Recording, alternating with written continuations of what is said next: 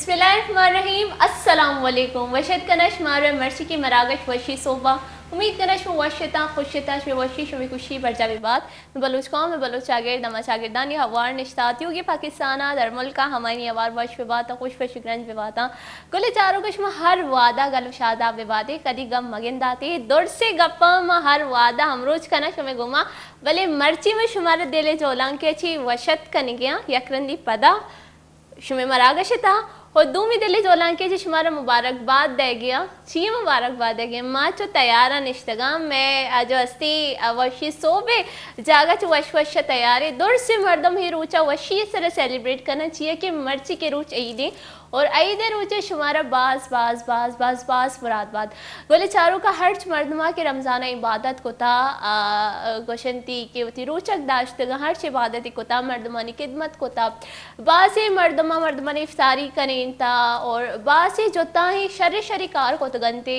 अमा मर्दमा जो ऑफिस सा भी शतगा और ख़ास कर जालबुल जो ऑफिस सा भी आए कार को था लोग शतगा तब बुझ बनी थी बाज़ चीज़ें दौड़सा नमा गोशा किशमे या कदमी भी शुमा ए रोच दपे गुमा चेस्को ता द्रो इबादत तो का हिसाब बिबा और मगोशे शुमा हमी चो इबादत को ता शुमे द्रो इबादत कबूल बिबा और ऐदे रोच मगोशे कि ये रोच चे वश तेरे रोच को जा में ऐद बाज वशी बाजी खुशियानी माँ कहती रमज़ान माया माँ हमी चो इबादत कनी माँ रोचक बई माँ तुन्निक बई माँ सबर कनी माँ शुक्र कनी ये दुर्सानी मगुश मर्दम खुशी कि मैं सब्र फल जो हस्ती मैं चो सबर कनी हमारा कदी मिली भले मगुशा कि हर साल जब रमज़ान में रोचक दारी आइए बात कहते ईद अमी में सब्र फल ले और अल्लाह पाक हमारे चुशी वशी गिफ्ट दाता के ही द्रो मर्दम हमा मर्दम गोशे कि ईदा अर्च गलती की चीज़ें बिता दौर सा फेल करना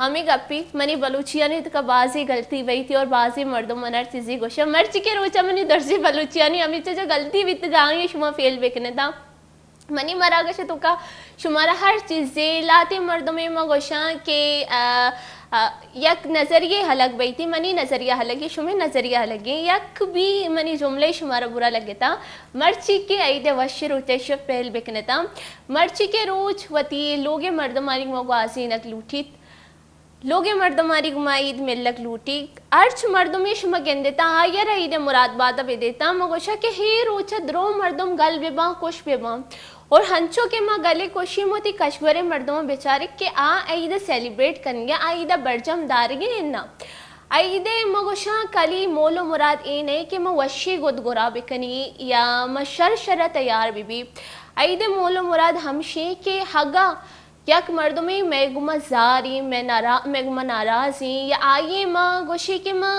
आई मैं एक अच्छे कार्य को थे मैं ये गप्पिया चीप आ दिल रंज बीता गुड़ा हमें रोची के माँ बुरू आई के राई दस्ता बिगड़ियो आयर बहुशी के मर्ची के रोचा यही दे वश्य रोचा मना माप बिका और हमें रोचा हाँ भी होती दिला साफ का और मगोशा के शुमारा गुलाश का और अम्बास का हे रोचा पदा दुर से सियादी दुर से रिश्तेदारी द्रो संगत दसगवार द्रो होर बा यके मगोशा चोशीना शिया बरजमदारा कसानी ईद मगोशा ईद बिता मर्चुश मगेंद कहते कि ईद और मनी दस्ता मगोशा की इन्नी न लगे था फर्चा के जब कसान बीतगा मसरूफियात कम बीतगा कसानी हो गस मसरूफ नहीं मर्दम लैब बिका दस्ता नहीं इन्नी जाता और बाज़ी चीज़ें बीतगा नु के मर्द में मसरूफियात गेश पै गया गोड़ा मगोशा के अमा जो कसानी वशी बीतगा कमो कट बया ना भले बेचा मैं अंगा तैयार निश्ते होती गोले चारों का निवास्ता और शुमे गुमा होर जस्ती मैं हर साल बड़ा ही साल हम वती वश फैमिली गुमा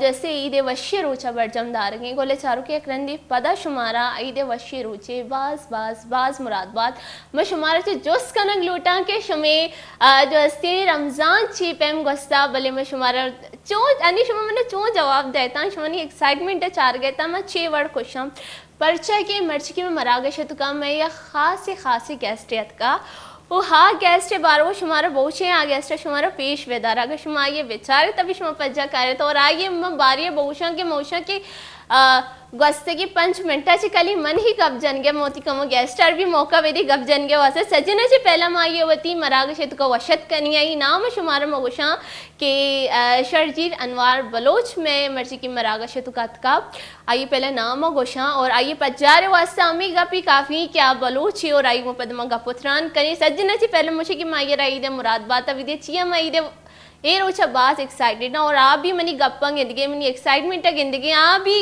कंदगे और मोशन बिच कंदगे ब्या ये यकरंदी वशत कने मरागशत को और आई दे वशी मुराद बाता विदेशों में तरफा चे भी अस्सलाम वालेकुम। वालेकुम सलाम। बहुत बहुत मुबारक हो आपको। आपको भी बहुत मुबारक हो, रमज़ान के भी और आज ईद के दिन के भी। बहुत बहुत शुक्रिया आपका। हमूमन गोले चारों का गप्पी गोशक लूटा के नाम व बलोचे बलमा परचा जो अस्सी उर्दू ता गपकनगे शी पुश्ता भी एक राजी अस्से गपुत्रान कनी आ भी शुमारा पता चली मर्ची आइए मन आवश्यक कम मर्ची की होती गेस्ट आर भी मौका भी दिए कि आ गपुत्रान भी का मैं कब से बातें कर रही हूँ क्योंकि मैं जो है अपने गोले चारों से जब भी मेरा प्रोग्राम स्टार्ट होता है मैं बस बोलने लग जाती हूँ। एक एक्साइटमेंट होती है, एक कनेक्टिविटी है और ईद का बहुत ही खूबसूरत दिन आपको बहुत बहुत मुबारक हो एक और मरतबा। इस तरह कि मैंने बातें की ईद के हवाले से, रमज़ान के हवाले से और मैंने दिखाया भी कि आज मैंने मेहंदी नहीं लगाई क्योंकि बचपन की तो बचपन की होती है जी हाँ। और मसरूफियात बहुत ज़्यादा होते हैं। आप ईद किस तरह से सेलिब्रेट करते हैं इस हवाले से बता दें। हुमा अब की ईद या ईद सेलिब्रेट करता था ये आप क्या पूछना चाह रही हैं, बचपन में कैसे होती थी या अभी कैसे करते? पहले तो हम अभी का पूछेंगे फिर उसके बाद हम बचपन में जाएंगे कि बचपन में कैसे। और मैं इतनी एक्साइटमेंट हूँ ईद को लेकर, ये बचपन वाला नहीं, ये जो कहते हैं कि वापस मुझ में बचपन जाग गया, मेरा बच्चापन जाग गया। और मैं आपका इंट्रो मैंने सिर्फ आपके नाम से दिया है, मैंने कहा कि नाम ही काफ़ी है क्योंकि बहुत सारे लोग आपको जानते हैं। सबसे पहले हम ईद के बारे में पूछेंगे फिर हम आपकी तरफ आएंगे। ईद के हवाले से बता दें किस तरह से ईद सेलिब्रेट करते हैं। हाँ ऑनेस्टली अब की जो ईद होती है ना, जैसे हर कोई कहता है ना कि अब हमारे बच्चों की ईद होती है, हमारी ईदें हो चुकी और उसमें ये होता है कि पूरा रमज़ान आप एक अलग रूटीन में रहते हैं, रातों को देर देर तक जागना होता है और फिर रोज़े वोज़े रख के फिर सुबह जिसका काम होता है वो तो अपने काम पे चले जाते हैं। और मेरे जैसे लोग जो कि वर्क फ्रॉम होम करते हैं तो ज़रा देर से उठते हैं। रमज़ान खैर अच्छा गुजर गया और ईद का यही होता है कि बच्चों के लिए जो उनकी फरमाइशें हैं, जो उनकी खुशियां हैं, उनके लिए माँ बाप कोशिश करते हैं कि वो जितनी मुमकिन हो पूरी हो सकें। और दूसरी बात फिर ये अच्छी होती है कि इस पूरे रमज़ान के बाद आप ज़रा निकलते हैं, दोस्तों से मिलते हैं, उनके घरों को जाते हैं, रिश्तेदारों से मिलते हैं। वो जो एक कनेक्टिविटी होती है वो मेरे ख़्याल में एक सवाब मैं समझता हूँ इसका कि वो एक खुशी और एक सवाब जो आपको मिलता है। हमारे लिए तो ईद उसी का नाम है। बिल्कुल। और जो है आपकी बातों से मुझे एक जो है एक लाइन याद आ रही है जो बहुत सारे लोग मैंने कहीं पे पढ़ा था शायद कि ये है कि जब खुद कमाने लग जाओ तो पता चलता है कि ख्वाहिशें तो सिर्फ माँ बाप के पैसों से पूरी होती हैं, अपने पैसों से तो सिर्फ ज़रूरतें पूरी होती हैं। और यही चीज़ है कि जब आप खुद बाप बनो या माँ बनो तो आपको पता चलता है कि बच्चों के लिए करना है, उनकी ख्वाहिशात को पूरी करना है। फिर याद आता है कि ये बहुत सारी चीज़ें। पर आज हम थोड़े से इमोशनल हो रही थी मैं इधर, पर इमोशनल नहीं होना, ईद का अच्छा दिन है। सर आप अपने बारे में अब बताइए, ईद का तो मैंने पूछ लिया। हाँ जी, सबसे पहले तो आप सबका बहुत शुक्रिया कि आज के इस बड़े दिन पे आपने मुझ जैसे एक नाचीज़ को यहाँ पे बुलाया और इज़्ज़त दी। मैं बहुत मशकूर हूँ आपके चैनल का भी और आप सबका भी। और मेरा तारुफ़ ये है कि मेरा ताल्लुक़ बलूचिस्तान से है। बलूचिस्तान का एक छोटा सा टाउन है, उसका नाम है मच। और वहाँ की जो मशहूर बातें हैं, एक तो ये कि वहाँ का रेलवे स्टेशन बहुत मशहूर है, वहाँ का कोयला बहुत मशहूर है, वहाँ कोयला निकलता है। और वहाँ की जेल बहुत मशहूर है और वहाँ का जो एक कल्चरल डायस्पोरा है वो बड़ा मशहूर ये है कि एक छोटे से टाउन में जो कि ब्रिटिश टाइम में बना था, उसमें एक वक्त में कोई 7-8 ज़ुबानें बोलने वाले लोग आज भी रहते हैं। आप पूछेंगे 7-8 ज़ुबानें कैसे? तो देखें वहाँ पर बलोची बोली जाती है 2 तरह की, यानी एक जो मकरान की बलोची भी बोली जाती है और एक जो मरी और बुकटी बलोची बोलते हैं वो भी है। दूसरी फिर ब्राह्वी बोली जाती है, पश्तो बोली जाती है, पंजाबी बोली जाती है, सिंधी बोली जाती है, सराइकी बोली जाती है, हज़ारा कम्युनिटी जो है, जो वो हज़ारगी या दरी कहना चाहिए, वो बोली जाती है। और उसके अलावा जो एक कोल माइनर्स हैं वहाँ पे, जो हज़ारा के इलाके के हैं, वो हिंद को बोलते हैं, तो वो भी रहते थे वहाँ पे। तो कुछ 7-8 ज़ुबानें बोलने वाले लोग, तो ये मच की खूबसूरती है। फिर वहाँ पर दूसरी उसकी ब्यूटी है कि जो आज भी बलूचिस्तान के अंदर आपको एक ब्रिटिश टाइम की जो चीज़ें अगर देखने को आप जाएँ, वो बिल्डिंग्स, वो रेलवे ट्रैक्स और वो जो उनका काम था, वो आपको वहाँ पर अभी तक मिलता है, नज़र आता है, जो कि अपनी इंटैक्ट अगर आप अपनी नज़रें घुमाएं तो आपको यहाँ पे बलूचिस्तान नज़र आएगा। बिल्कुल बलूचिस्तान नज़र आ रहा है हर तरफ। अब देखें ना, जैसे ये मैं देख रहा हूँ, ये गालिबन हरनाई की है, लेकिन इसको देख के आप इमेजिन कर सकते हैं कि मच तकरीबन इस तरह का है। और फिर वहाँ से मेरा सफ़र शुरू होता है। मेरे वालिद साहब इरिगेशन में थे और वो एक इंजीनियर थे, तो जहाँ जहाँ उनकी पोस्टिंग होती रही, तो मैं उनके साथ साथ, हम सब फैमिली उनके साथ जाते रहे। और फिर मेरी स्कूलिंग क्वेटा में, क्वेटा के बाद फिर मच के बाद फिर गवादर में, फिर उथल में, फिर खुजदार में, फिर उसके बाद पूरे बलूचिस्तान में आपने कुछ ना कुछ वहाँ से पढ़ के जाना है। नहीं, और पूरे बलूचिस्तान में घूमने का फ़ायदा, रहने का फ़ायदा ये हुआ कि वहाँ के एक तो तमाम कल्चर को मैंने अपने अंदर समोया, वहाँ की लैंग्वेजेस भी समझी, सीखी। मैं आमतौर पे जब टेलीविज़न पे आता हूँ तो मैं नहीं बोलता, इसलिए क्योंकि वो एक ज़ुबान की जो अपनी एक हुर्मत है, उसका एक एहतराम है। मैं हमेशा उसका ख़्याल रखता हूँ कि अगर आप परफेक्ट बोल सकते हैं तो आप ज़रूर बोलें, लेकिन अगर आप वो लैंग्वेज जो आपकी कॉमन लैंग्वेज है, बाज़ार वग़ैरह में आप इस्तेमाल करते हैं, तो मुझे लगता है थोड़ी सी ज़रा उससे उसकी हुर्मत में फ़र्क आ जाता है। टेलीविज़न पे या रेडियो पे या आप किसी इल्मी अदबी नशिस्त में बैठ के, तो मैं वहाँ पे बात नहीं कर पाता हूँ, ये मेरी कमज़ोरी है। लेकिन मैंने वहाँ पे दोस्त बनाए, यानी जहाँ जहाँ मैं स्कूलिंग हुई, मेरे कॉलेज के टाइम था, आज भी मैं जब गवादर जाता हूँ तो 30-35 साल पुराने दोस्त मुझे जब मिलते हैं तो वो मुझे मेरे बचपन के नाम से जानते हैं, याद करते हैं। इसी तरह उथल में मेरे अभी भी तमाम दोस्त अहबाब मौजूद हैं, खुजदार में, हर जगह पे। तो फिर जब मैं वापस आया क्वेटा तो मैं FSC में पहुँच चुका था। FSC मैंने तामीर नौ कॉलेज से की और फिर उसके बाद घर वालों की ख्वाहिश थी कि बेटा डॉक्टर बनेगा, तो मैं और फिर मेरी बहन में हमारा एडमिशन हुआ और फिर हमने बोलान मेडिकल कॉलेज से यानी 93 में हमारा स्टार्ट हुआ था। लेकिन मेरा शुरू से झुकाव जो था वो फ़ाइन आर्ट्स की तरफ ज़्यादा था, तो बहरहाल फिर वो थोड़ा थोड़ा मैं ज़रा फ़ाइन आर्ट्स की तरफ भी अपना कुछ काम करता रहा। तो आप पूछेंगे मैं बताऊंगा क्या क्या काम करता वो तो मैं ज़रूर पूछूंगी। सबसे पहले एक चीज़ जो मुझे ना, मैं बोली वो जो खटक रही थी वो ये है कि कमज़ोरी जो आपने वो कही कि बलोची में नहीं बोल पाता रेडियो पे, टीवी चैनल पे। मैं आपको एक जो है बलोची में उसको किस्सा बोलते हैं और लोग उसको कहानी बोलते हैं, पर वो मैं आपको बताऊँगी। वो मेरे साथ ऐसा हुआ है कि पहले मैं कहीं और पढ़ती, क्योंकि आप जो है आगे बढ़ते जाते हो तो आपको अपॉर्चुनिटीज़ मिलती है। जब मैं वश में आई तो आप यकीन करें, जिस दिन मेरा इंटरव्यू था और सबसे गुफ्तगू करी थी मैं, तो मैंने उर्दू में बात की सबसे। मैं एक जो होती है ना कि एक अजीब सा वो था कि यहाँ पे सब इतनी अच्छी बलूची बोल रहे हैं, सो मैं क्यों नहीं बोल पा रही। मैं भी बलूच हूँ और मैं घर में भी बलूची बोलती हूँ, जो आती है घर में बोलती हूँ, पर मैं यहाँ पे क्यों नहीं बोल पा रही थी। मेरा कॉन्फिडेंस बिल्कुल डाउन हो गया था।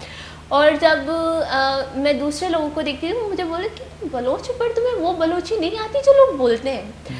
तो एक चीज़ मेरे अंदर था कि क्यों नहीं आती मुझे ये वाली बलूची, मुझे सीखनी है, मेरी अपनी ज़बान है, मैं उसको सीखूँगी। ये मेरी कमज़ोरी थी और मैंने इसको कहा कि कमज़ोरी क्यों मैं इसको अपनी कमज़ोरी बनाऊँ। मैं बलूच हूँ, मैं बहादुर हूँ और मैं इसको अपनी ताकत बनाऊँगी। और आज आप देख रहे हैं कि मैं वश में बैठ के एक बलोची जो है प्रोग्राम को, बलोच जो है अपने कल्चर को रिप्रेजेंट कर रही हूँ और मैं यहाँ पे बलूची बोलती हूँ। और जब मैंने अपने प्रोग्राम को स्टार्ट किया और ईद जो है हम सेलिब्रेट कर रहे हैं, और मैंने सबसे पहले ये बोला कि मेरी बलूची में जितनी भी कमी पेशी, जितनी भी गलतियाँ, ईद के दिन माफ़ कर दें। आपको पता है बलोच बड़े खुशकिस्मत हैं इस मामले में कि बाकी अक़वाम की निस्बत बलोचों के पास जो ज़ुबानें हैं वो ज़्यादा हैं। बिल्कुल।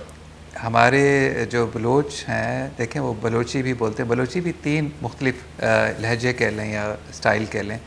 मकरान की अलग बलोची है, नौशकी की अलग है और कोहिस्तान की अलग है। फिर इसके अलावा बिरावी ज़बान हमारे पास है।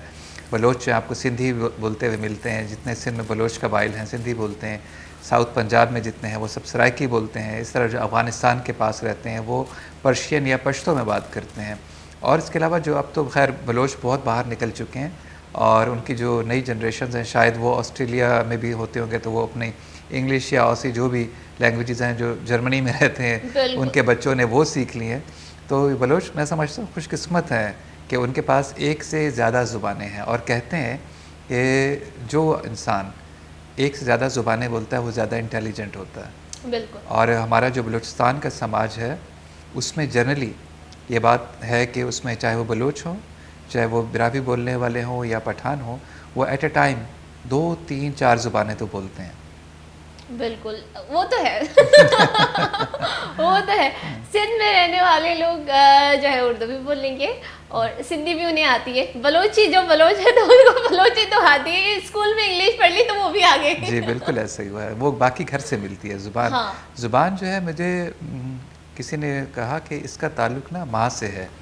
जब तक माँ के पास कोई ज़ुबान है वो ज़ुबान कभी भी ख़त्म नहीं होगी। बिल्कुल। क्योंकि माँ जब पहली बार जो अपने बच्चे के साथ वो बात करती है, जिस ज़ुबान में वो बात करेगी, बच्चे के लाशऊर में उसी दिन से वो ज़ुबान जो है आना शुरू हो जाएगी।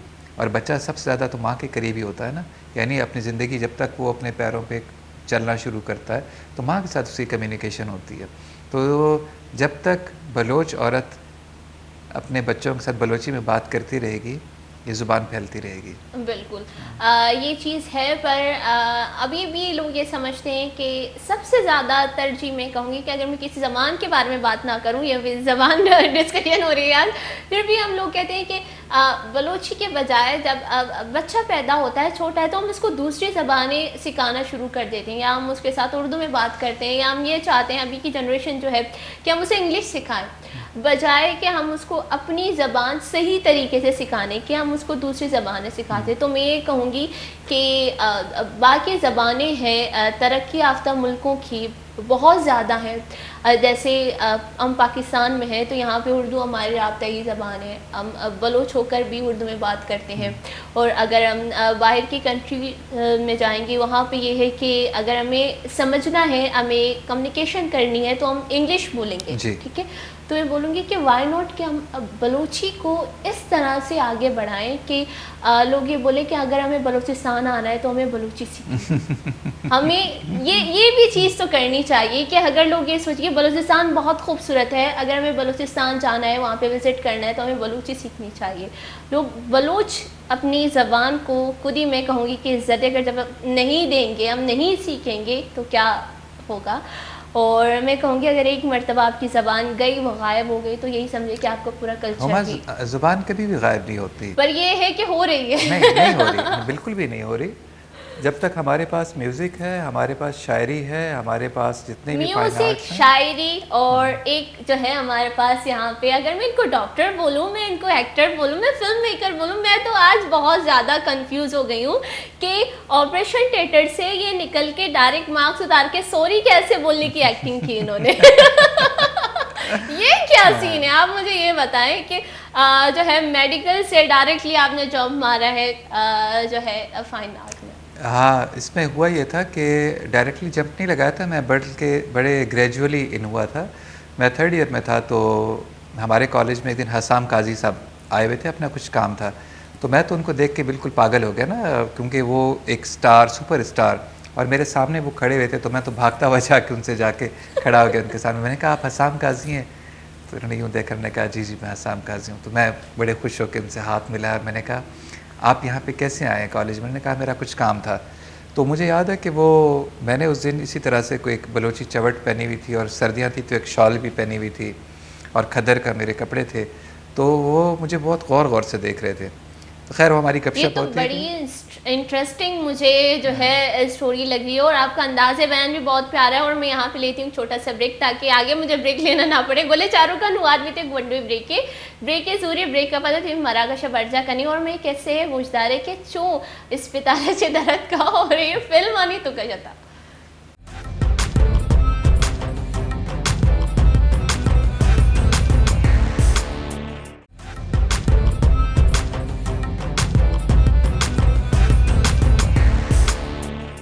वशद के मनी वशी वशी गले चारों के एक रंदी पदश मारा वशद कन गया और वशद के गुमा शुमारा दिले जोलांकिया छी एक रंदी पदा ही दे वशी रूज बाज मुराद बाज शुमा गलू शादा बे बाते पदा मोती मरागश बर्जा कनी अंचो की मगा पुत्रान कन गई थी कि ए बलोची शॉल ए चवट और ये बलोची पोशाक यानी दे में कनी के दे में किस्सा चीवी था। आगे अब कंटिन्यू करें, मैंने बिल्कुल वहीं से ठीक वहीं से स्टार्ट किया है। तो शाम का वो वक्त था और वो मुझे ना बात करते बड़े ऐसे गौर से मेरा जायज़ा भी ले रहे थे, तो उनको अच्छा लग रहा था शायद मुझसे बात, मुझे तो बहुत ही अच्छा लग रहा था। एनीवेज़ जब वो जाने लगे तो मुझे कहने लगे कि डॉक्टर ये बताएं कि आप कॉलेज में जो फंक्शन वगैरह होते हैं इसमें पार्टिसिपेट करते हैं? मैंने कहा हाँ हम ही करते हैं और कौन करता है। तो कहने लगे अच्छा तो आप और क्या आपकी शौक़ है? मैंने बताया कि मुझे म्यूज़िक का बहुत शौक़ है और मुझे पेंटिंग का शौक़ है। कहने लगे आपने कभी एक्टिंग की है? तो मैंने कहा नहीं एक्टिंग तो नहीं की, लेकिन मैं नकल बहुत अच्छी उतारता हूँ, मैं बहुत अच्छा मिमिक्री बहुत अच्छी करता हूँ। ऐसे कहने लगे कि हम एक प्ले कर रहे हैं, ड्रामा बना रहे हैं और उसमें मुझे लगता है कि आप उस रोल के लिए बिल्कुल फ़िट रहेंगे। तो आप कहाँ रहते हैं? मैंने बताया कि वैसे तो मैं हॉस्टल में रहता हूँ लेकिन मेरा घर खुज़ार में है, अब्बू की पोस्टिंग वहाँ पे थी। उन्होंने मुझे कहा कि आप मुझे अपना नंबर दें, और वो लैंडलाइन नंबर होते थे तो वो मैंने लिखवा दिया और वो चले गए।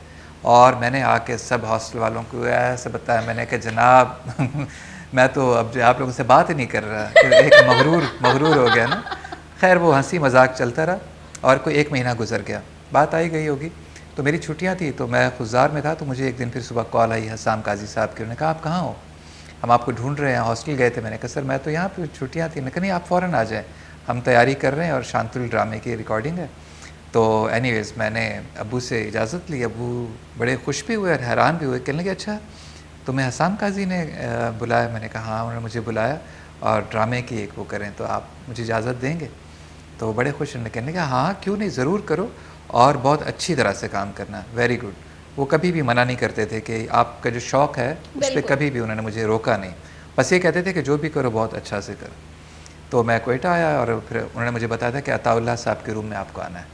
तो वो मुझे पहला दिन याद है, मैंने इसी तरह एक ब्लू कलर का ड्रेस था, टीजेज़ उन दिनों एक ब्रांड था, तो उसके यहाँ पे चुनट वाले बाजू होते थे, एक बड़ा अच्छा खूबसूरत सा अटायर था वो, और आज भी वो मुझे याद आता है, बड़ा टिपिकल बलोची डिज़ाइन था। तो मैं वो कमरे में गया तो अता साहब ने मुझे देखा, हसाम काजी साहब थे, ज़फ़र महराज जो राइटर थे उसके, उन्होंने हसाम काजी ने कहा अता साहब ये वो है दुर्रक। तो उन्होंने जब देखा उन्होंने कहा हाँ यार ये बिल्कुल दुर्रक लगता है। तो बस मैं मतलब पास हो गया। फिर उसके बाद उन्होंने मुझे स्क्रिप्ट दिया। अब वो चूँकि हमारी प्रैक्टिस तो थी मतलब थोड़ी बहुत कॉलेज की भी शरारती हम करते थे, नकलें वकलें उतारते थे तो वो मेरे लिए कोई इतना मुश्किल साबित नहीं हुआ। खैर फिर बाद में इनकी रहनुमाई भी चलती रही। तो मेरा जो पहला ड्रामा था वो था शांतुल बलोची में भी बना था और फिर उर्दू में भी बना था, जो कि 13 एक साथ पे था। उसमें हमारा जो ट्रैक था, मैं था, मोना जुनेजो थी उसमें, और आफ्ताब जबल जो एक बड़ा ज़बरदस्त कैरेक्टर और बहुत खूबसूरत इंसान, नाम से भी नाम ही वजनी है जी हाँ। तो हमारा जो ट्रैक था वो बहुत पॉपुलर हुआ था, उसमें एक्शन भी बहुत था, वो लव स्टोरी थी। फिर मैंने उनके बीच में बताया कि मैं बांसुरी बजाता हूँ, तो अता साहब ने कहा यार तुम सुनाओ ना किसी दिन। खैर वो हमने सेट पे ही रहता था तो फ्रूट सुनाई, तो फिर उन्होंने उसका टाइटल जो था ना रिकॉर्ड किया था। आप जब शांतुल की कभी कोई देखेंगे एपिसोड तो उसकी जो ओपनिंग सीन है उसमें एक बांसुरी की आवाज़ है और कुछ उसके जो मंज़र है उसमें मैं हूँ जो एक पहाड़ पे बांसुरी बजा के उतरता है, और हसाम काजी साहब का उसमें बांसुरी ढूंढनी पड़ेगी मुझे आपने इतने शॉर्ट नोटिस पे बुलाया, अदरवाइज़ मैं ले के आता आपको सुना देता। खैर तो वो फिर पॉपुलर हो गया। मैं कॉलेज में 3rd ईयर की बात है। फिर वो बीच में मैंने थोड़ा सा गैप किया। फिर उसके बाद एक और ड्रामा सीरियल थी इजाज़त, मुझे याद है वो भी बहुत खूबसूरत थी, ज़फ़र महराज की लिखी हुई थी और अताउल्लाह साहब ने डायरेक्ट किया था। वो 7 एपिसोड की थी और बहुत ही खूबसूरत डिफरेंट स्टोरी थी वो। फिर इस तरह से वो काम मुझे मिलने शुरू हुआ और मुझे फिर ये होता था कि वो जो घर से आपको पैसे मंगवाने होते थे ना अपने जेब खर्च के लिए, तो वो मैं अपना खुद कमा लेता था। टेलीविज़न ने मुझे बहुत सपोर्ट किया और तमाम दोस्तों ने भी सपोर्ट किया। साथ साथ में ये था कि कॉलेज अपना आना जाना वो भी चल रहा होता था। तो मैंने फाइनल ईयर तक माशाल्लाह बड़े अच्छे तरीके से हम पास हो गए, मैं भी, मेरी बहन भी और हम सब दोस्त। अब मुझे बताएं कि पहले ड्रामे के बाद जब आपका फर्स्ट रहता कॉलेज में, कैसे ठाट बाट थे, क्या क्या फील कर रहे थे, कैसे आए थे दोस्त वगैरह सारे? हाँ, वो पता है हुआ ये कि जब ड्रामे की रिकॉर्डिंग में तो किसी को पता नहीं चला कि शर्जील कहाँ गायब है। मैंने किसी को बताया भी नहीं था। लेकिन हुआ ये कि जब वो टीज़र चलना शुरू हुए ना उसके, तो उसमें तो मेरा गेटअप थोड़ा सा डिफरेंट था। आमतौर पे तो कॉलेज में आप बड़े अच्छे से मॉडर्न होते हैं, पैंट शर्ट लगा के घूम रहे होते हैं इम्प्रेस करने के लिए। लेकिन वो जो ड्रामा था उसमें बिल्कुल अलग से था, यानी वो बाल बाल ज़रा रफ थे, टोपी शोपी पहनी हुई थी और नोमेड्स कल्चर का था। तो ना मुझे याद है कि वो लड़कियां गुजरते ना, मुझे यूं चलते हुए देखती थी, फिर एक दूसरे को कहती थी ये वही है। तो और मैं बड़े ऐसे मगरूर बन के ना ऐसे खामोशी से गुजर जाता था कि मैं मतलब रिस्पॉन्ड नहीं करता था। फिर आहिस्ता आहिस्ता जब वो ड्रामा चलना शुरू हुआ, फिर हमारे हॉस्टल में तो बाकायदा शो लगता था कि भाई आज तो शांतुल आ रहा है। वो सारे हम डॉक्टर्स बैठ के ना फिर उसको देखते थे और अगले दिन फिर बड़ी एक तारीफ़ें होती थी कि यार क्या ज़बरदस्त काम किया, बहुत अच्छा। और फिर क्रिटिसाइज़ भी लोग करते थे कि यार नहीं तुम जो है ना अभी तक अच्छी एक्टिंग नहीं कर रहे। तो मैं कहता था कैसे अच्छी एक्टिंग नहीं कर रहे? कहते थे कि तुम को देख के तो लगता ही नहीं कि तुम एक्टिंग कर रहे हो, आप कर ले। तो मैं उनसे कहता था कि यही तो काम है कि आपको लगे ना एक्टिंग हो रही है। कहते थे तुम तो बहुत ऐसे लगता है जैसे हमारे सामने बात करते हो, इसी तरह से बोलते हो, इसी तरह से एक्ट करते हो। तो मैंने कहा वहाँ यही तो होता है रियलिज़म, कि आप जिस तरह से करें कि आपको लगे ना कि आप एक्टिंग कर रहे हैं। एनीवेज, तो वो मतलब लेकिन मेरे जितने भी क्लास फेलोज़ थे और मेरे कॉलेज के सब बड़े खुश होते थे कि हमारे बीच में भी कोई एक अदाकार भी है जिसका जो टेलीविज़न पे नज़र आता है। और फिर वो अपने घर वालों को बताते थे कि वो ड्रामा देखना शांतुल, वो हमारा दोस्त है शर्जील आ रहा है ड्रामे में। मतलब इसी तरह मैं बोलती हूँ कि व्यूअर्स ज़्यादा बढ़ जाते हैं कि ये मेरा दोस्त है, फिर ये मेरे दोस्त का दोस्त है। नहीं, तो वो मुझे ड्रामा बताइए भी बहुत कि अच्छा था। शांतुल जो ड्रामा था उससे आपका सबसे पसंदीदा सीन या डायलॉग जो आपको याद हो, जो आपको बहुत ज़्यादा पसंद? असल में वो ड्रामा बना था 95 में। अब ड्रामे की स्टोरी तो मुझे वो मैं बता सकता हूँ, लेकिन उसमें सभी काम आज जब मैं उसको देखता हूँ ना तो मुझे यकीन नहीं आता कि हमने वो ड्रामा कैसे बनाया था। यानी वो इतनी बड़ी प्रोडक्शन थी कि उसमें ऊँटों के पूरे पूरे कारवान और उन खैमों में रहना, और फिर वो हम जिस तरीके से उन पहाड़ों के अंदर रहते थे, यानी हमें पता ही नहीं चलता था कि सुबह को हम गए हैं और हमें शाम हो गई, वापस आते थे और अगले दिन फिर जा रहे। और वो जो पैशन था ना वो कमाल था, और वो बड़ा फैला हुआ था ट्रैक्स उसके। तो मेरा उसके साथ एक ये था कि एक सीन था जो बहुत ही पॉपुलर हुआ था कि मैं पागल हूँ उसमें, और वो जो विलन है वो उस दिन हमारे यानी जो कबीले के लोग हैं वो एक शादी पे गए हुए हैं, दूसरी जगह पे अच्छा। शादी है, एक पठान कबीले के उसमें गए हुए हैं। तो वो जो मेरी बीवी है वो और मैं ये कैरेक्टर यानी दुरक पागल हो चुका है। तो जो विलन होता है वो आता है, उससे पता होता है कि आज वो लड़की अकेली और ये तो पागल है, तो वो उसको ज़बरदस्ती खींच के अपने साथ लेके जाने की कोशिश करता है। तो ये पागल जो है ये उठता है और वो एक जलती हुई जो लकड़ी होती है यानी कोयला बन चुकी थी, वो जाता है और पीछे से उसके वो सर पे मारता है और वो गिरता है। और वो फिर एक फ़ाइट सीन था जिसके अंदर वो मुझसे काफ़ी बड़ा था, जबल यानी 6.5 फुट का आदमी। तो उसके साथ फिर वो जो मेरी फ़ाइट हुई उसको गिराना और उसका एक इतना बड़ा पत्थर उठा के वो फिर उसके सर पे मार देता है, वो उसका यानी क्लाइमैक्स था उस कैरेक्टर का। वो जिस तरीके से ट्रीट किया था, इस तरह से शूट किया गया, उस पर फिर वो जो म्यूज़िक लगाया गया, जो उस पर इफ़ेक्ट्स लगाए गए, उसने उस ड्रामे की जो हाइप थी वो बहुत उसका जो ग्रैंडर था वो बहुत ज़्यादा बन गया था। तो मुझे याद पड़ता है कि मेरा जो ट्रैक था उसका सबसे बेहतरीन काम मुझे वो लगता है जिसमें फिर पहली मर्तबा जंग कराची से जो लिखने वाले थे उन्होंने लिखा। आमतौर पे क्वेटा के ड्रामों के बारे में ना बहुत कम लिखा जाता था, चूँकि उनकी जंग क्वेटा वगैरह में और उसमें लिखा जाता था, लेकिन कराची का जो एक पेज हुआ करता था आर्टिस्टों का, उसमें फिर बाकायदा उन्होंने मेंशन किया कि ड्रामा शांतुल की ये जो एपिसोड देखी गई, इसमें जो आर्टिस्टों ने भी कमाल किया और जो डायरेक्टर थे और जो कैमरामैन थे, टेक्निकल लोग थे, उन्होंने बहुत अच्छा काम किया था। तो मतलब इस ड्रामे को देखना तो बनता है। मैं तो यहाँ से शो ख़त्म करके जाके ये ड्रामा ज़रूर देखूँगी क्योंकि इतना इंटरेस्टिंग लग रहा है। और वो जो एक जलती हुई लकड़ी उठा के उसको मारना, मैं मुझे मारने वाले सीन ना बड़े अच्छे लगते हैं जब विलन पिट रहा हो। हाँ, नहीं, और वो बड़ा ज़बरदस्त सीन था। वो हमने जिस तरह से किया था दैट वाज सो रियल। हमें तो पता ही नहीं था ना कि एक्टिंग क्या करनी है, हम तो सचमुच ही तकरीबन किए चले जा रहे थे, लेकिन फिर हमें नहीं, वो पत्थर रहा। नहीं, वो जो पत्थर था वो हमारे सेट डिज़ाइनर ने इतना अच्छा डिज़ाइन किया था, वो आर्टिफिशियल था कि वो अगर आप उसका साइज़ देखें ना तो वो इतना बड़ा था, और वो असल में स्टायरोफोम का बना हुआ था। स्टायरोफोम अच्छा। के आप जैसे ये गुब्बारे आप इस तरह खेल सकते हैं, तो वो हमने हमारी तैयारी थी। बट जो उसके जो मूव्स थे और उसमें जो एक एक्सप्रेशंस थे वो बहुत ही कमाल, हम सब उसमें इन हो गए थे एक्चुअली। और उस ज़माने मुझे याद है कि ज़ाहिर लैडी ने मुझे उस सीन के लिए ख़ास तौर पे ब्रीफ़ किया था कि शर्जील तुम्हें ये सीन इस तरह से करना है। और मैं अभी भी आज भी थैंकफुल हूँ उसका कि मैंने उसको, उसने एट द टाइम मुझे समझाया था कि नहीं तुम्हें ये सीन इस तरह से करना। तो मुझे ये बताएं कि शांतुल के अलावा अब तक आपने कितने ड्रामे किए हैं? शांतुल पहला था, फिर उसके बाद जो बहुत रिमार्केबल सीरियल था वो था इजाज़त। सनम इकबाल कराची की एक बहुत अच्छी एक्ट्रेस हैं, वो थी। उसके अताउल्लाह साहब ने उसको डायरेक्ट किया था, ज़फ़र मेराज साहब ने लिखा था उसे। फिर उसके बाद शकील अदनान साहब जो एक बहुत ही बड़ा नाम है और जिनका बड़ा मशहूर एक धुआं ड्रामा था, उनकी एक सीरीज़ चली थी वापसी। वापसी में मैंने कैरेक्टर किया। फिर मुख्तलिफ़ इस तरह से था, ज़रा सी धूप, वो बहुत अच्छा था। एक और प्ले था जो मैं बड़ा उस पर खुशकिस्मत समझता हूँ अपने आप को, यूसुफ़ अज़ीज़ मक्सी हमारे एक बहुत बड़ा नाम है, जो कि फ्रीडम फाइटर भी थे और शायर भी थे, और मक्सी फैमिली के एक बहुत रिनोन नाम है। उनके ऊपर एक ड्रामा बना था जिसका टाइटल रोल मैंने किया था। फिर इसके बाद बहुत सारे, ये कोयटा से मैं काम करता, जैसा दरवाज़ा गवादर के जो पस मंज़र में ड्रामा बनाया गया था, अगेन ज़फ़र मेराज, अगेन अताउल्लाह बलोच साहब। फिर कराची टेलीविज़न से सदोरी ड्रामा चला, तो हमारी एक टीम बन गई थी बहुत अच्छी, तो मैं बड़ा कंफर्टेबल फ़ील करता था। फिर यहाँ कराची जब मैं आया तो मैंने ख़ुद भी काफ़ी ड्रामे जो है डायरेक्ट किए और लिखे भी कुछ, और एडाप्टेशंस की, जिसमें कुछ फिर कारा फिल्म फेस्टिवल में भी गए। इंडियन जो सिनेमा है वहाँ पर हमें जाने का मौका मिला।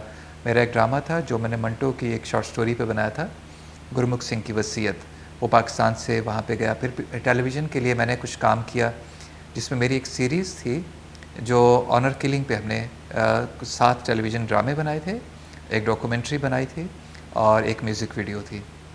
तो उससे मेरा जो काम था, पहले हमारे 3 ड्रामे वो पीटीवी ने ख़रीदे थे हमसे, और मुझे फिर उन्होंने पीटीवी स्पेशल में इनवाइट किया था, क्योंकि मेरा वो जो ड्रामा था वो सिर्फ 40 मिनट का था।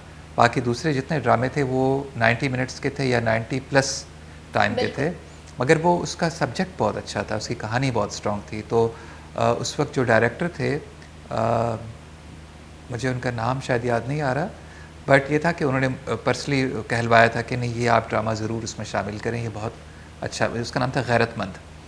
तो कोयटा से हमारे जो बहुत अच्छे एक अदाकार हैं रफ़ीक शाद साहब, उन्होंने उसमें लीड कैरेक्टर किया था, और कराची के हमारे 2 बहुत अच्छे अदाकार हैं जो सिंधी बोलने वाले हैं ड्रामे, क्योंकि उसका बैकग्राउंड सिंधी था तो मैंने मिक्स कास्ट ली थी उसमें, वो मैंने डायरेक्ट किया था।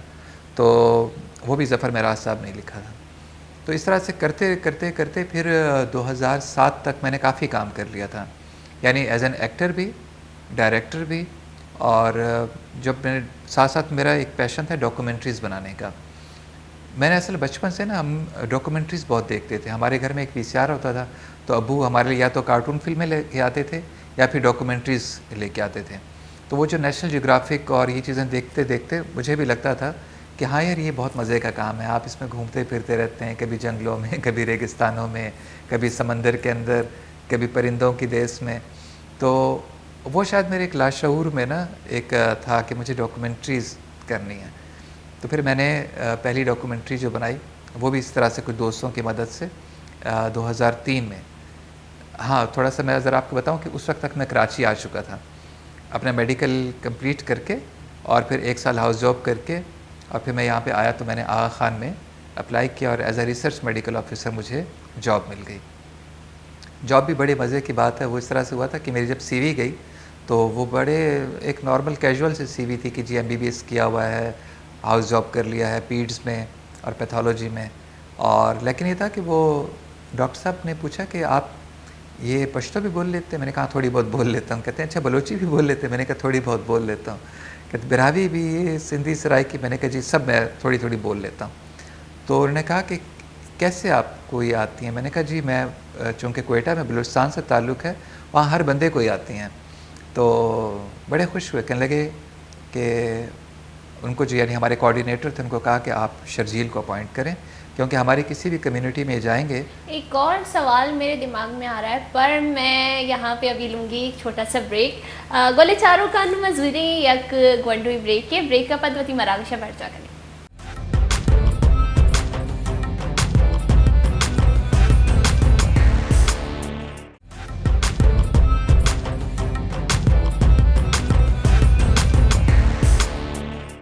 गोले चारू का वशत का शुमारी अक्रंदी पदा ओमान जो शुमारा गो के मनी जो से जैना एक सवाल गर्दिश कन गया गर्दिश ही जब मर्दम चिगुशंती मेडिकल वन के बाद जब अवदा जॉब करते हम बिसम की तो अमुदा वंता हम गोशा के एक हॉस्पिटल या बोरो हम यूनिवर्सिटी नहीं मगाची तो उदा एक जॉब भी करे तो ये तो डॉक्टरी नहीं मतलब तरह एक साल ये वास्ता चश्मा वास्ता अमुदा जॉब कनगी नहीं मुगोशा के इश्य जो इंटो एक्टिंग को था मर्दम जो ताई मर्दम से चार गया दुनिया मर्दम से चार गया चुनो तो एक मरीज याद को आई है जो उसको था कि तो डॉक्टर की माँ तो टीवी है तो कर देता आज कर देता काफ़ी दफ़ा ऐसे हुआ, बिल्कुल हुआ।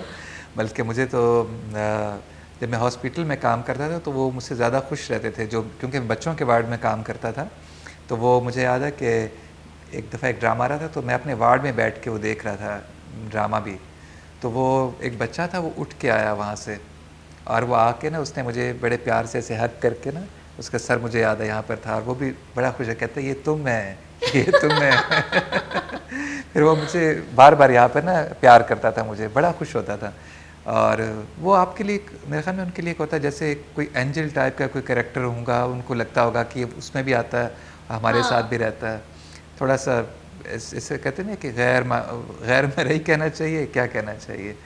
एनीवेज, तो मैं जब यहाँ पर मेडिकल में आया तो सच्ची बात बताऊँ, मुझे ना उसमें मैं हमेशा अपने आप को बड़ा अनईज़ी फील करता था, क्योंकि मुझे लगता था कि ये इंसानी जानों का मामला है और मुझे कभी भी नहीं लगा कि मैं कोई बहुत अच्छा डॉक्टर साबित होऊंगा।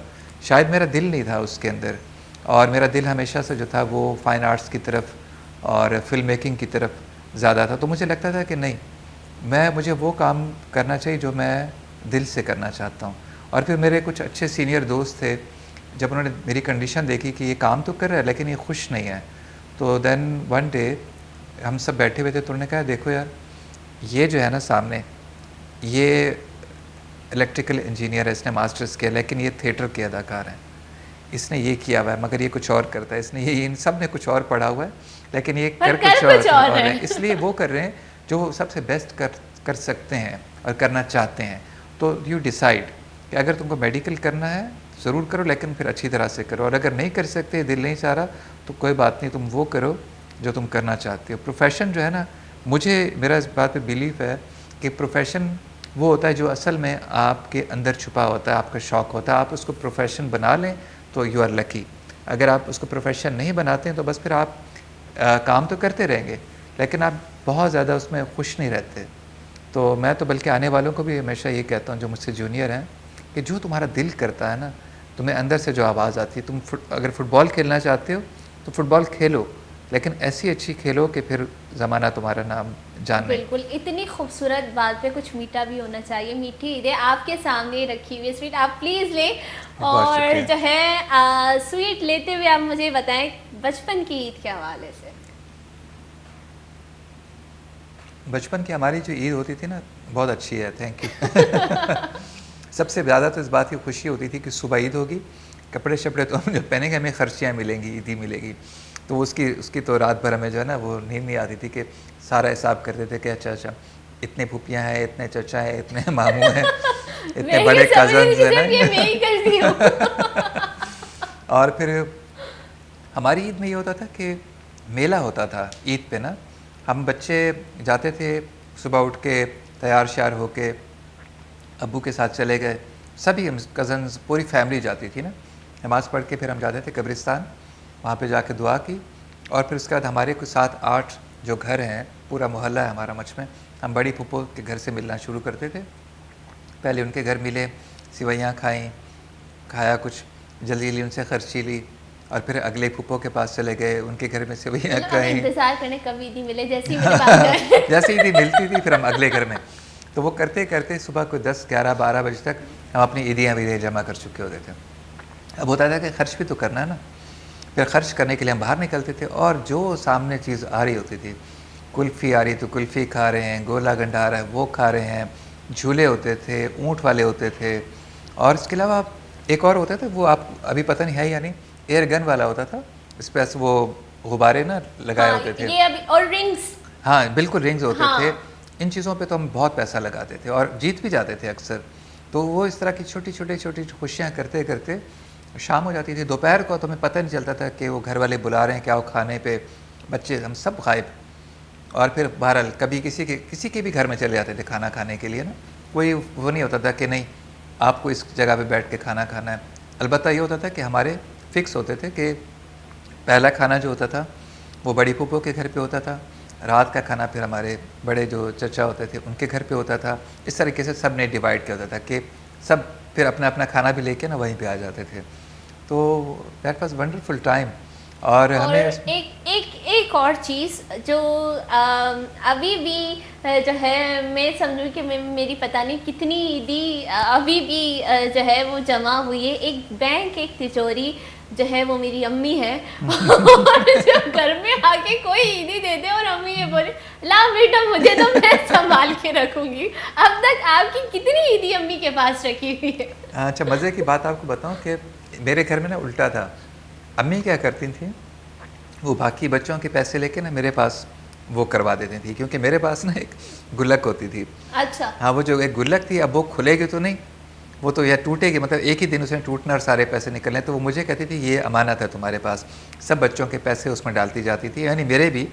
तो वो जिम्मेदारी भी मुझे दे देती थी कि ये खर्च नहीं करेगा। तो और फिर होता भी ये था कि जब किसी दिन जब हमारा प्लान होता था कि अभी हमने जो है कराची जाना है या क्या, तो फिर उस दिन जो है ना वो कहती थी अच्छा आप गुल्लक तोड़ो। और फिर मुझे पता चलता था कि उसमें तो बहुत सारे पैसे हैं, क्योंकि वो मेरे जो यानी मेरे लिए भी उसमें ना मुझे बताए बगैर अम्मी और अच्छा। अबू उसमें पैसे डालते रहते थे कि एक दिन जब ये इसको तोड़ेगा और पैसे निकलेंगे तो देखते हैं कितने। और वो हमेशा सरप्राइजिंग होता था, मतलब कि 200-300 नहीं होते थे, बहुत ज़्यादा होते थे। वो अम्मी ने और अब्बू ने एक मतलब हमें कभी बताया नहीं था, लेकिन वो हमारे लिए चुपके चुपके उसमें जमा करते रहते थे पैसे, मेरे पैसे। कभी ऐसा हुआ है कि फूफो ने ईदी दे दी ये आपका है और आपने इसको अपनी सिस्टर के साथ शेयर करना है? नहीं वो ऐसा तो बहुत होता है कि आपने ये सिस्टर के साथ शेयर करना, सिस्टर को बताया नहीं, असल और में वो सामने आ गया गोला गंडा वाला और वो खा नहीं, लिया। असल में होता ये था कि जो मेरी जो छोटी बहन है वो अगर ये प्रोग्राम देख रही होगी वो हंसेगी भी, वो ना मुझ पे डोमिनेट थी। तो वो मैं कहता था कि नहीं आप उसके पैसे उसको दे दें, मेरे पैसे आप मुझे अलग से दें। वो मेरे पैसे भी खा जाती थी।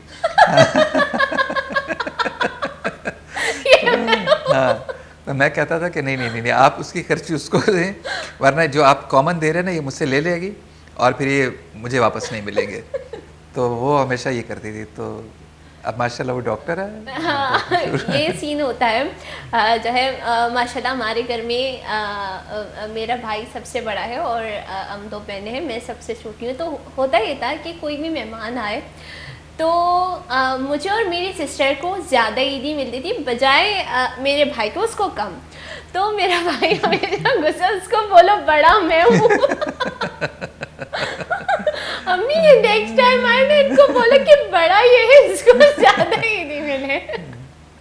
बचपन की यादें तो मैं कहूँगी तो वही, और अभी भी जो है वो बहुत सारी चीज़ें याद आती हैं। मैं तो हमेशा जो है बेड पर अपने कपड़े लाश की तरह सजा के रखती हूँ, सुबह उठ के मुझे ये पहनने। इस तरह की सारी चीज़ें, जैसे हम जो है ईद के हवाले से गुफ्तगू करें, हम आपके साथ क्विज़ भी करेंगे, कुछ बलूची चीज़ें, कुछ बलूची सवाल हम आपको स्क्रीन पे दिखाएंगे, वो सब भी होगा। और जो है पर ये है, आप मुझे रमज़ान के हवाले से बताते हैं, रमज़ान कैसे गुजरी आपकी? रमज़ान बहुत अच्छा गुजरा इस मरतबा। एक तो वेदर बहुत अच्छा था और वो होता है ना कि हर दफ़ा 10 दिन रोज़े पीछे चलते जाते हैं, पीछे चलते जाते हैं। तो आप देखें इस दफ़ा शुक्र है कराची में वो वाली जो इससे पहले गर्मियों के होते थे, तो बहुत अच्छा प्लेजेंट। और मैं चूँकि उस तरह का मेरी जॉब नहीं है कि मुझे ऑफिस जाना हो, तो मोस्ट ऑफ द टाइम जो था मेरा वो घर पे रहा, और घर पे ही रहते हुए मैं काम करता रहा। पता नहीं चलता आपको कि 6 साढ़े 6 बज गए, और बाहर निकलो तो थोड़ा सा फील होता है कि लोग हमारे ना थोड़े से ज़रा जल्दी में होते हैं। ख़ास तौर पे अगर आप रमज़ान के टाइम में वापस घर की तरफ जा रहे हो तो आपको एक प्रेशर मिलता है गाड़ियों बहुत का, ज़्यादा। मतलब पैनिक जैसे नहीं होता। तो मुझे हमेशा से इस चीज़ का ख्याल आता है कि यार रमज़ान जो है वो तो नाम ही सब्र करने का है ना, पेशेंस का नाम है। आप अपनी भूख के ऊपर भी कंट्रोल करते हैं, आप अपनी प्यास पे भी, आपको अपना जो इमोशंस है ना उस पर भी कंट्रोल करने की ज़रूरत है। यानी गुस्सा आपको कंट्रोल करना है, आपको गुस्सा नहीं करना है एक्चुअली। तो बस ये कभी-कभी थोड़ा-सा एक अमन, महसूस ये है होता कि है। हम जो है रमज़ान को अभी तक सही तरीके से समझ नहीं पाए। हम ये समझते हैं कि सिर्फ भूखा प्यासा रहना ही हमारा रोज़ा है नहीं, और ऐसा यही नहीं है। हाँ, हमारी हालाँकि इबादत ऐसा है। नहीं है। ऐसा बिल्कुल भी नहीं है। देखें, वो तो दूसरे जो मज़ाहिब हैं, सब में ये है। रोज़े का जो कॉन्सेप्ट है ना, फास्टिंग का, चाहे वो क्रिश्चियनिटी के अंदर आप देख लें या किसी और मज़हब में भी, जो रूह है उसकी वो ये कि आपने कुछ भी नहीं खाया हुआ तो आपका जो ग्लूकोज़ लेवल है ना, अब वो बहुत ही कम हो चुका है। जब हमारा ग्लूकोज़ लेवल कम होता है, उस वक़्त हमारे इमोशंस जो है ना, वो कंट्रोल में नहीं रहते। मतलब आप वल्नरेबल हो चुके होते हैं। ज़रा-ज़रा सी बात पे आपको रोना आ जाता है, आपको गुस्सा आ जाता है, भड़कने का। तो ये सारी की सारी जो एक्सरसाइज़ ये है कि आप एज़ अ ह्यूमन जब इस कंडीशन में जाते हैं तो आप कंट्रोल करना सीखें। बिल्कुल। और इसके साथ बाकी जो दूसरी चीज़ें हैं कि देखें, अपने आप को डिटॉक्स करने का आपको पूरा एक टाइम मिलता है। हमारे इस रिलीजन के अंदर सबसे जो ब्यूटी है कि हम सारा साल 11 महीने हम खाते हैं पीते हैं, लेकिन आपके पास 1 महीना होता है साइंटिफिकली, जिसके अंदर क्या होता है कि आपकी बॉडी आपकी अपनी फैट्स को कंज्यूम करती है। हम अपने वेट ठीक कर सकते हैं, लेकिन अनफॉर्चुनेटली मैं देखता ये था कि हम ज़्यादा खा रहे होते थे। यानी हम रमज़ान में इफ्तारी भी अलग से करते रोज़े तो फ़र्ज़ हैं हुए हैं, पर पकोड़े पता नहीं किसने फ़र्ज़ किए, ये नहीं पता। और वो ऑयल, पकोड़े, समोसे, और फिर उसके बाद जो है वो रात को फिर आप एक अलग खा रहे होते हैं, फिर सहरी भी वैसे ऑनेस्टली हमारे घरों में मैंने देखा है कि जो सहरी का और हमने ये रखा हुआ था कि मिनिमम पे जाएं। आप इतना खाएं जितनी आपको उस वक्त बस ज़रूरत है, और फिर बीच में आप गैप करें, ताकि वो जो एक मकसद है यानी हल्का फुल्का रहने का। अच्छा, मैं आपको पर्सनली अपना एक्सपीरियंस बताऊं कि जिस दिन मेरा रोज़ा नहीं होता था, कुछ दिन बीच में ऐसा मैं ट्रैवल कर रहा था तो मैंने नहीं रखा, उस दिन मुझे ना बड़ी प्यास भी लग रही होती थी और वो होता था कि जी भूख भी लग रही। लेकिन जिस दिन रोज़ा रखा होता है आपने, उस दिन आपको नेचुरली एक बड़ी सेटिस्फेक्शन भी होती है बिल्कुल। कि मैं फास्टिंग में हूँ, तो आप नॉर्मल रहते हैं, हल्का फुल्का रहते हैं। तो मैंने तो इन्जॉय किया, और मेरे ख़्याल में वो लोग भी यकीनन इन्जॉय करते हैं इसको, जो इसको सही तरह समझते हैं कि ये जो है ना एक तरफ इबादत भी है और दूसरी तरफ आपके पास एक फ़िज़िकल एक्सरसाइज भी है कि जिसके अंदर आप बहुत कुछ लर्न भी कर रहे होते हैं, सीख भी रहे होते हैं, और आपकी शख्सियत में और आपकी जो फ़िज़िकल अपीयरेंस है उसके लिए बहुत बेनिफिशियल है रमज़ान। बिल्कुल। और पर हम इसको बकौल आपके हम अब बहुत ही उल्टा कर रहे हैं, और जो हमें कैलोरीज बर्न करनी चाहिए हम पकोड़े जला रहे होते हैं पकोड़े तल रहे होते हैं, ये चीज़ है। मैं तो ये बोलती हूँ कि मैंने पहले भी ये कहा है कि सब कुछ खाएं, लिमिटेड खाएं, अच्छा खाएं और अच्छा सेहत का खाएं। ख्याल हाँ। रखें। और लोग ये बोलते हैं कि अब मैं खुद ही कि रमज़ान है, अब तो मैं परफेक्ट डाइट करूंगी, पर पकोड़े देखकर जो अब तो एक नहीं, आज के दिन खा लूंगी, आज तो कुछ नहीं होगा, कल से पक्का डाइट, कल से पक्का डाइट नहीं। आज इस तरह पूरा रमज़ान ही गुजर जाता है, फिर डाइट हम नहीं कर पाते। खाओ, सब कुछ खाओ, पर लिमिटेड खाओ। अब ये है कि रमज़ान मुबारक माशाल्लाह से गुजर गया और हमें तोहफ़ा मिला है ईद का, जो हम आज इसे सेलिब्रेट कर रहे हैं, और पूरा महीना ही ईद है, हम जो है उसे सेलिब्रेट करते रहेंगे। पर ईद में जो दावतें होती हैं उसके जो ये इतना ज़्यादा खाना, और उसके बाद बोलेंगे कि ये तो ज़्यादा ही वेट बढ़ गया हमारा अचानक से। और ईद में अगर जैसे आपने कहा कि पहले बड़ी पुप्पो के घर जाना है, फिर इधर जाना होता था, उधर जाना होता, सारी चीज़ें फिक्स होती थी, और बाहर जब कुछ देखो बच्चे तो ऐसे होते हैं कि गोला गंडा ले लिया, ये ले लिया, सब कुछ खा लेंगे। फिर ईद के बाद इतनी सारी जो है मैं कहूँ खट्टी चीज़ें खाने के बाद फिर वो बीमार हो जाते हैं। मुझे अरे मेरे बेटे को तो नज़र लगी, मेरे बच्चे को तो नज़र लगी, वो ड्रेस पहनाना ही नहीं चाहिए था होता है या नहीं? बिल्कुल सही कह रही हैं आप। ये नहीं देखते कि बच्चे ने मुंह कहाँ कहाँ मारा, उसने कुछ चीज़ छोड़ी नहीं, ना रेडी वाला छोड़ा, ना छाबड़ी वाला छोड़ा और ना उसने कोई घर छोड़ा है। वो पेट खराब उसका ज़्यादा खाने से हुआ है, बेहंगम खाने से हुआ है। काला टीका लगाना चाहिए था, देखो पता नहीं किससे नजर लगाएंगे। आप देखो आपके बच्चे ने खाया क्या है। नहीं, गला खराब हो गया, नजर लग गई। मेरे साथ नजर भी। रियल है, पर ऐसा भी नहीं है कि नजर रखे में किसी को भी लग जाए। मेरे साथ भी हुआ था, मेरी बर्थडे थी तो मेरा गला बहुत सेंसिटिव होता था, तो वो घर में वो इमली की चटनी बनी हुई थी, मैं शौक से खा गया और फिर शाम को बर्थडे भी हो गई। अगले दिन मुझे बुखार, मेरी में एग्जैक्टली बात करी, हाय मेरे बेटा इतना प्यारा लग रहा था, इसको फलानी आंटी आई थी ना उसने इसको नज़र मारी है। और वो उनको ये पता नहीं था कि बेटे ने पूरा वो इमली का प्याला जो था ये बड़ा ही मैं कहूँगी कि अच्छा सीन है। पर गुले चारों का नुआग भी थे गंडवी ब्रेक के और शुमारा भी मगोशा के अगर कसी बीमार बई मातिया लोगे कसे से फैलाना मर्दों शरण नजर को हम शीटी लगे था भले नंबर होगी गंडवी ब्रेक किया।